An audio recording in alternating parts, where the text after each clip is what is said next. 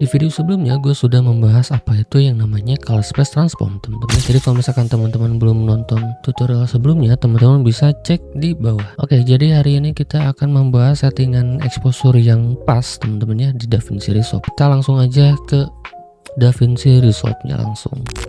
Oke, teman-teman ya. Jadi di sini kita coba bikin node terlebih dahulu. Oke, kita kasih nama dulu exposure. Teman-teman bisa lihat di histogram ini. Jadi untuk cara bacanya sendiri, teman-teman ya, kalau misalkan teman-teman pengen koreksi exposure atau koreksi cahaya, teman-teman ya, jadi teman-teman bisa perhatiin yang bagian atas ini adalah bagian highlight, teman-teman, bagian highlight, dan di bagian bawah ini adalah bagian black atau shadow, teman-teman ya. Jadi kalau misalkan teman-teman coba gelapin gambarnya, itu bakalan ke bawah untuk histogramnya atau scope-nya.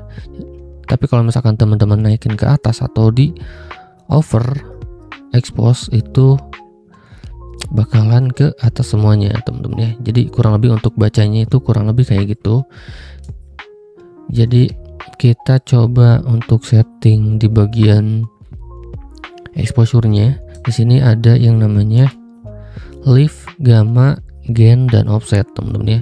Jadi kalau misalkan untuk lift ini untuk mengubah black, untuk gammanya untuk mengubah bagian shadow dan midtone, dan untuk gainnya ini untuk mengubah midtone dan highlight, teman-teman. Nah untuk offset satu lagi ini untuk mengubah keseluruhan dari gamma sampai ke black, teman-teman ya. Oke, kita baca dulu di bagian histogramnya. Nah ini di bagian highlightnya agak sedikit over, teman-teman ya. Jadi kita bisa mulai kurangin di bagian gainnya. Oke, mungkin kurang lebih segini. Nah, kalian bisa perhatiin juga di sininya.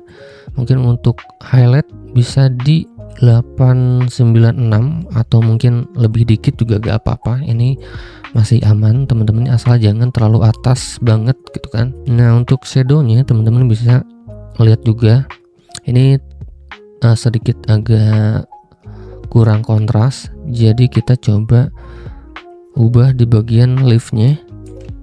Nah kita ubah di bagian liftnya. Oke, mungkin segini. Nah ini udah cukup banget, teman-teman ya. Dari cahayanya dan kontrasnya ini udah cukup dan udah cukup aman banget, teman-teman. Kalau misalkan scope-nya kayak gini atau histogramnya kayak gini, teman-teman ya.